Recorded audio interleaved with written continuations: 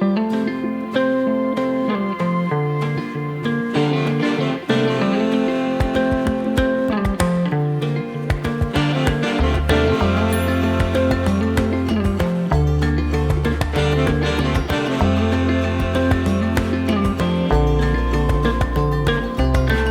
I'm walking on a breeze, I got no enemies. I just do what I please.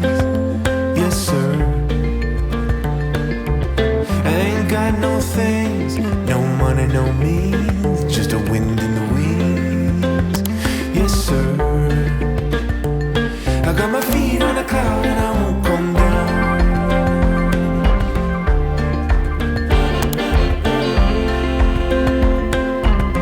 No, I won't come down.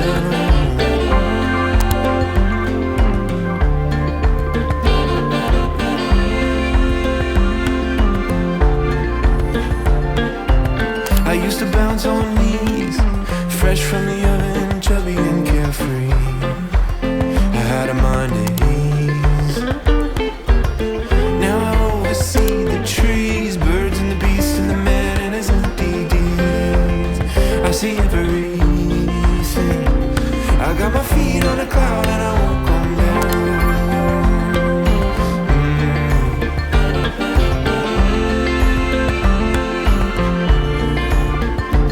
I saw the eyes of the maker, heard a rushing sound, caught up in the wheel going round and round, spun like gold from the shining ground.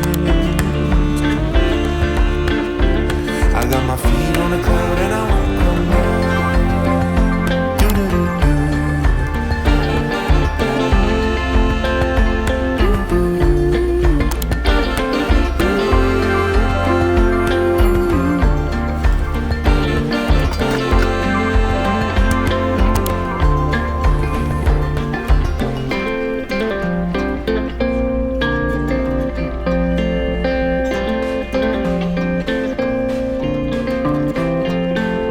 No one knows when the bell's gonna ring.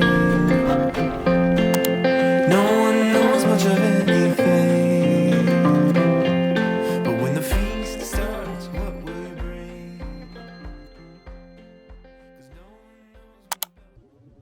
Hi everyone, and hello spring. There was a day it was 15 degrees and it felt so nice to finally experience warmer weather. All the summer nostalgia came rushing back to me. Anyways, this is my recent book haul. I was drawn to the textures and colors of this Easter book. I felt the digital illustrations still had a painterly effect and liveliness that I was attracted to. The character designs with soft edges are so lovely too.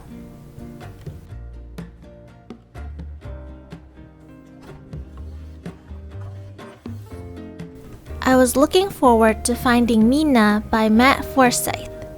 He is an illustrator I admire, and I first came across his illustrations he did for a Lemony Snicket book. He uses watercolors, gouache, and colored pencils, and is so masterful at coloration and composition.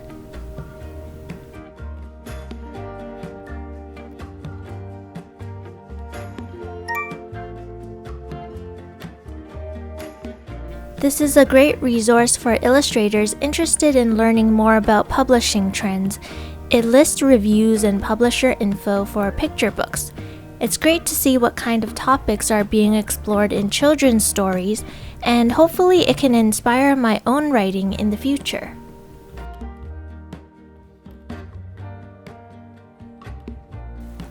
I'm working on this carrot illustration that is inspired by the two books I just showed. I was curious to try achieving a similar texture as Matt Forsyth's techniques. I was also looking at magazine illustrations around this time and wanted a graphic and kind of abstract composition that would make a bold impact across the page. Another goal was to try to use colors I don't normally go for and to push the color palette to be more saturated and maybe something more contemporary. I set up a quick color study. I wanted a bit of surrealism, so I made the grass and tree trunk turquoise and blue. I'm also being mindful of color temperatures. Blue and green tones are cooler and orange and yellow warmer. I wanted to guide the eye to the warm-toned carrot. In terms of technique, I started with a light wash of color to get a gradient effect and then layered with colored pencils, keeping the floral shapes in watercolors. I'm using different shades of colored pencils to also create another layer of gradient. This step was very relaxing to do and it was spontaneous. I didn't plan the shapes ahead. I scanned in the artwork and this will serve as the background of the illustration. I made some minor edits in Photoshop and then I'm exporting to Procreate. The color is still quite hazy and not so saturated in the raw scan. I'm able to enhance it by painting over it digitally and push the colors to be more vibrant. I can bring more definition with stronger outlines and add some embellishments. I'm sketching out the characters and then working on finalizing them. I envisioned a scene where a family of mice are a little puzzled and hesitant. A carrot suddenly grew into their home. They ventured outside to meet Carrot for the first time. Waiting for paint to dry is Animal Crossing time. I recently installed Happy Home Paradise. I actually didn't like how the mouse turned out, so I completely painted over him later on the iPad. Here's the Procreate time-lapse. The biggest changes I made digitally was enhancing the colors and textures, adding in the shadows, the underground part, and the characters. I do actually like how the shape sits in white space, but the inclusion of a darker ground color really popped the overall composition.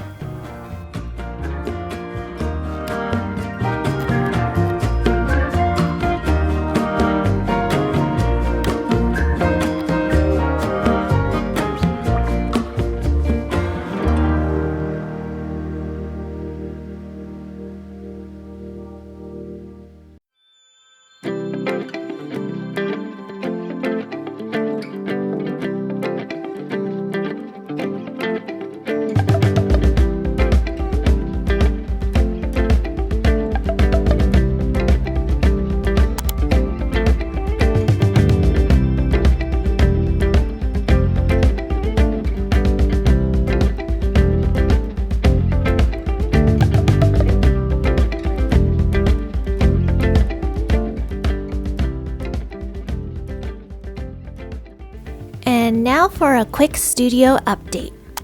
This is how my studio started. The walls are quite bare and I laid a CD shelf on its side to make cubby holes.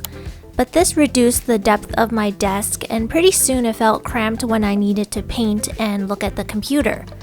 Lighting was also dim and a bit yellow. Things improved drastically when I got my overhead LED work light. I could see colors more accurately. I then got some monitor arms to free up some surface space and brought in an old iMac which I sometimes use to watch movies or typing documents. And here we are in present day. I'm still loving my repurposed CD rack for colored pencils. I'm using the cover of a CD case as the storage tray. I also keep my color swatch set here and it tells me color codes for RGB and CMYK. I'll link my favorite art supplies video if you want to learn more about my tools. I have this stack of storage containers and trays from Muji. Currently they are empty, but they get filled with markers and brushes when I'm working on a painting just to keep my desk organized and not have things rolling around. I placed my graphics tablet on a desk easel as I found it didn't tilt high enough for a comfortable drawing experience. I keep my erasers in this alien jar, which originally had pudding inside it. I like to surround my space with cute and colorful things, and part of my toy collection is on display here. This is a modified IKEA glass cabinet that is turned sideways and I fit an additional shelf into it.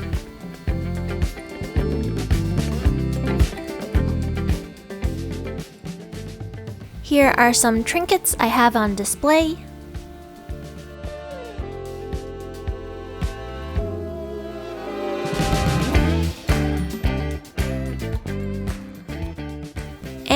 some originals. Do you recognize them from my Draw With Me's?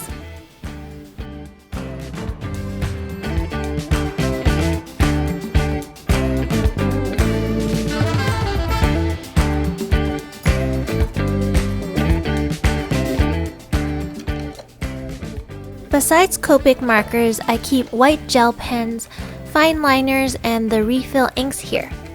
Oh, and by the way, the shelf itself is made from a repurposed shoe rack.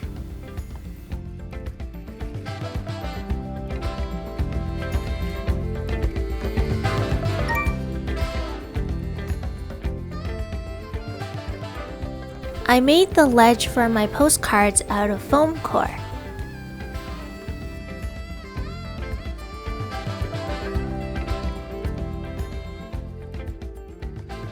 I really recommend getting a seat cushion if your chair is hard.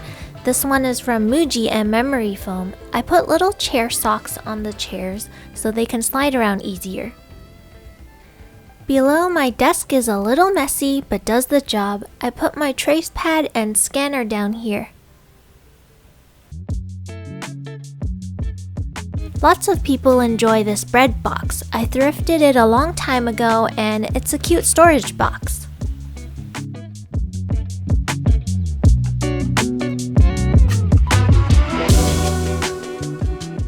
My overhead light can be set at multiple brightnesses, and I think in general, it adds a more work-like atmosphere to the studio. When I record my voiceovers or in a meeting, I close my door with this sign. Behind the door, I store my large cutting mat and sheets of watercolor paper. Hope you enjoyed this quick look at my studio, and I'm happy to share with you.